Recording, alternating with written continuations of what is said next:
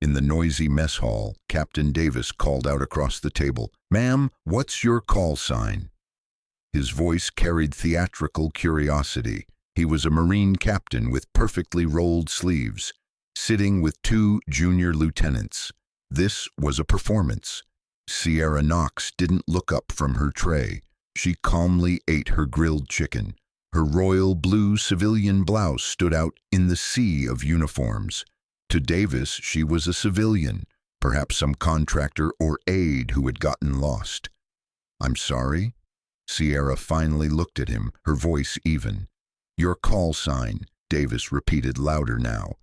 "You're with VMA 2 the Black Sheep Squadron. Everyone has a call sign. It's a pilot thing.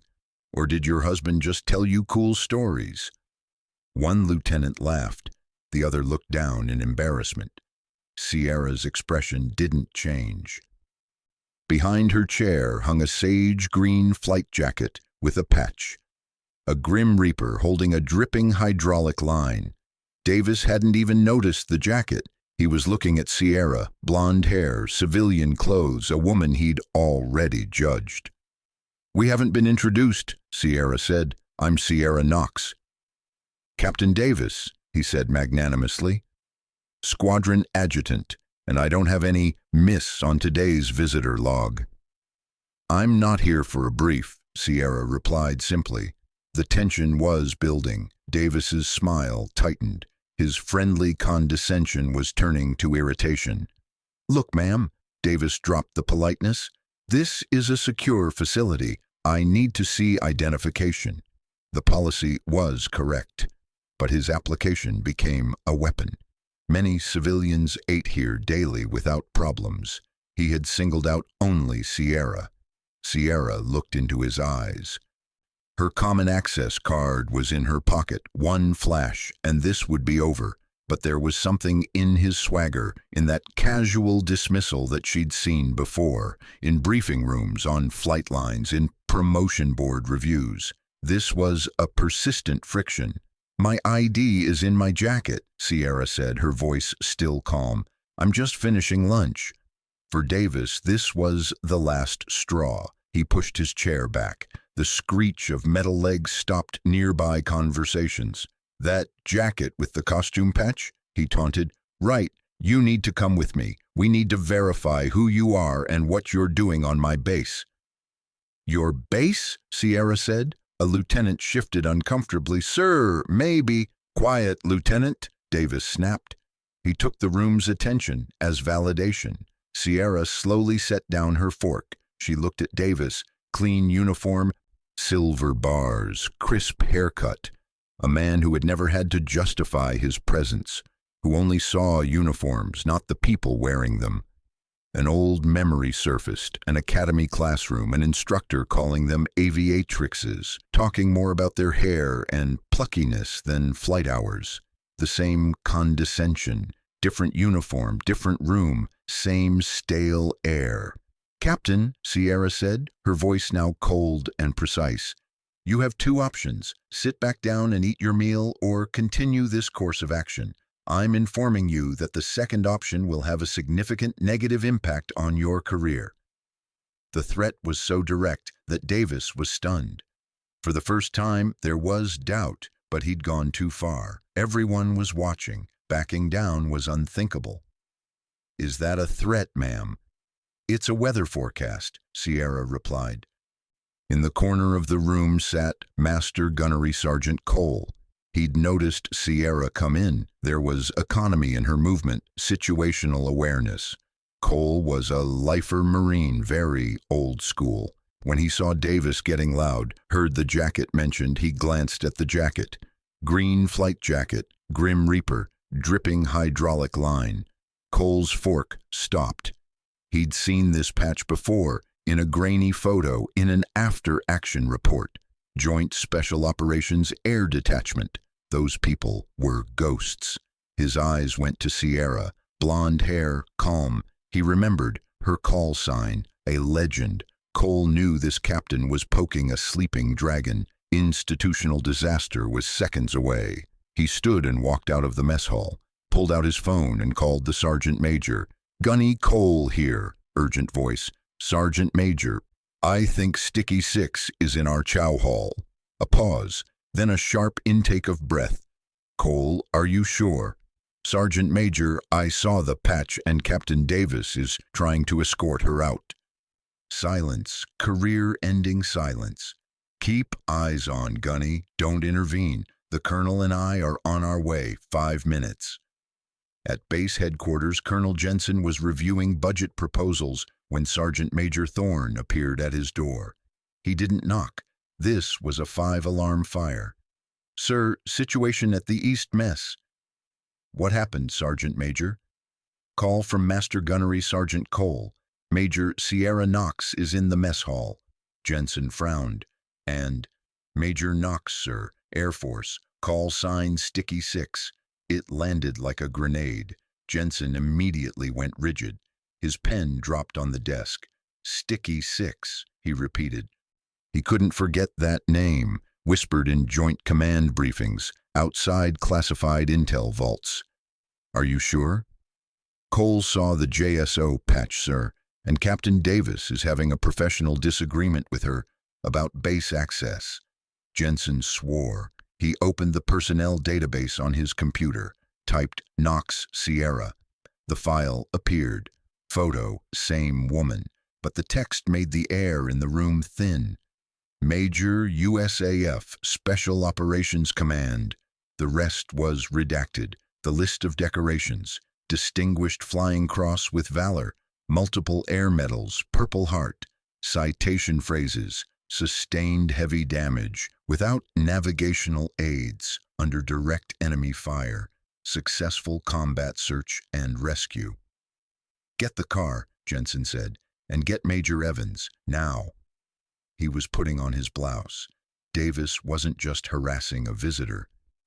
He was insulting a decorated war hero from a sister service. Catastrophic failure of leadership. In the mess hall, Davis was at the point of no return.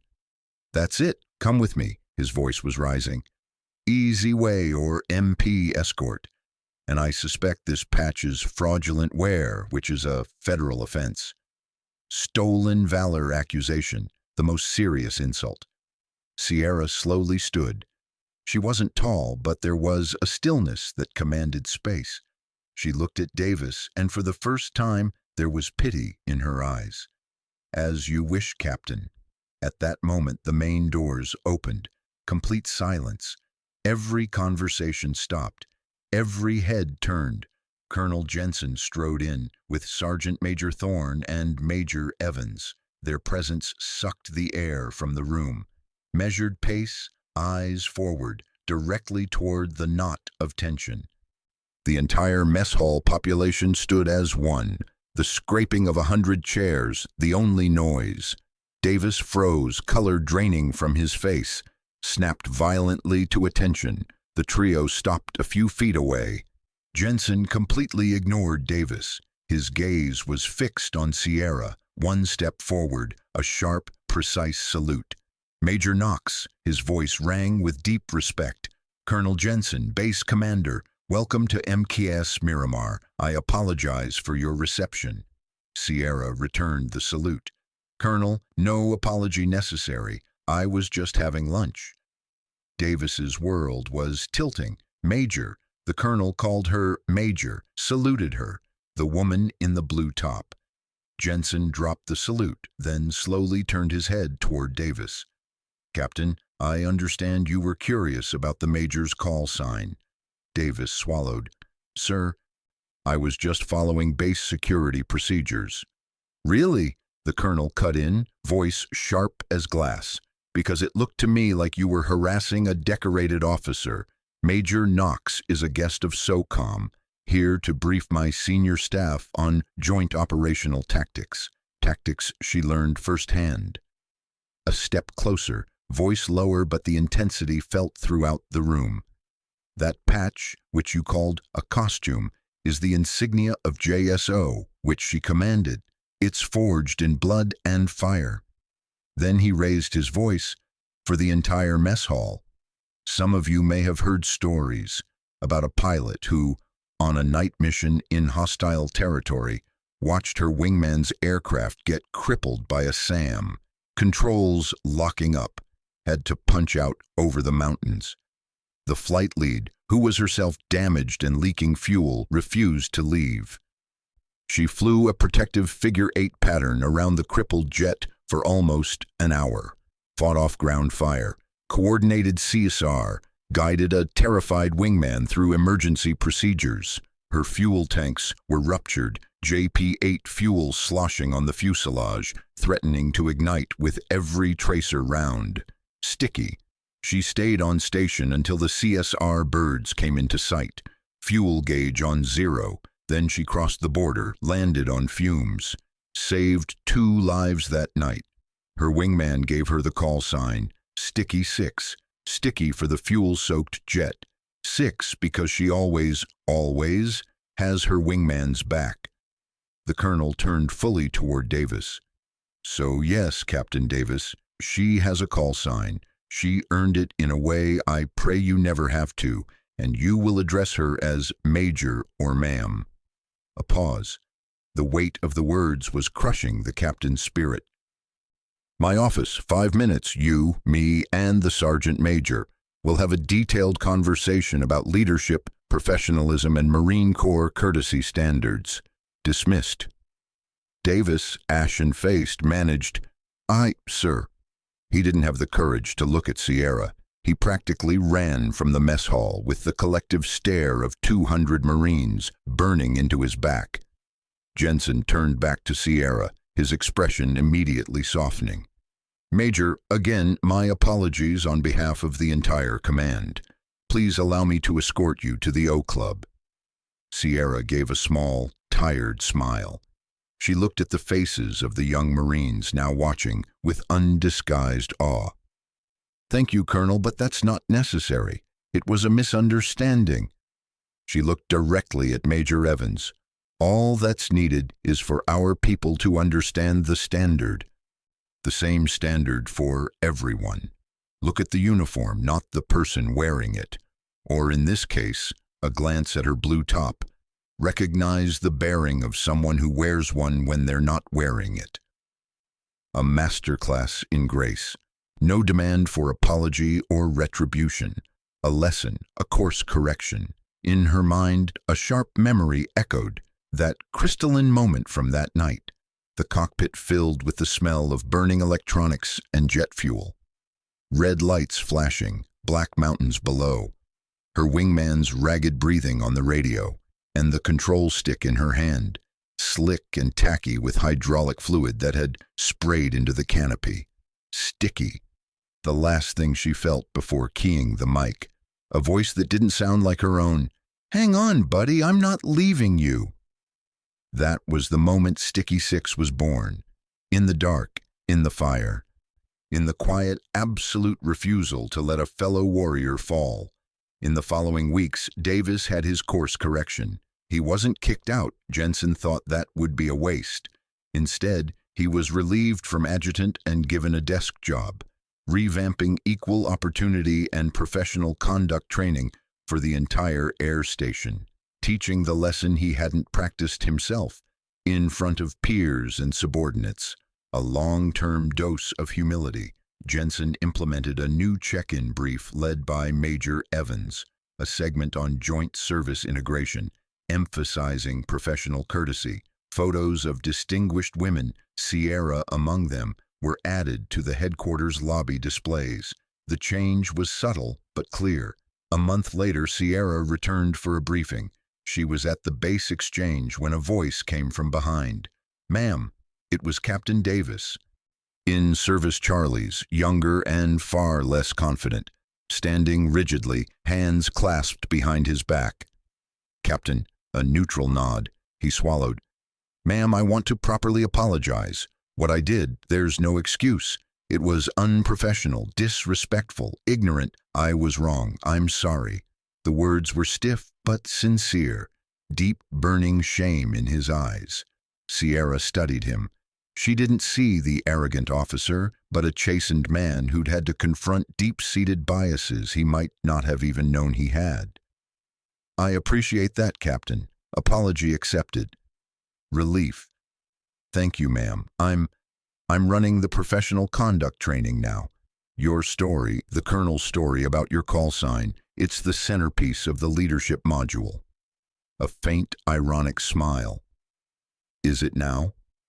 Yes, ma'am, about not making assumptions.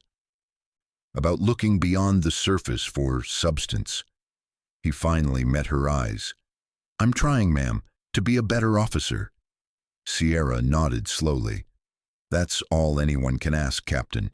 Keep your sleeves rolled sharp, but keep your mind open. Good luck.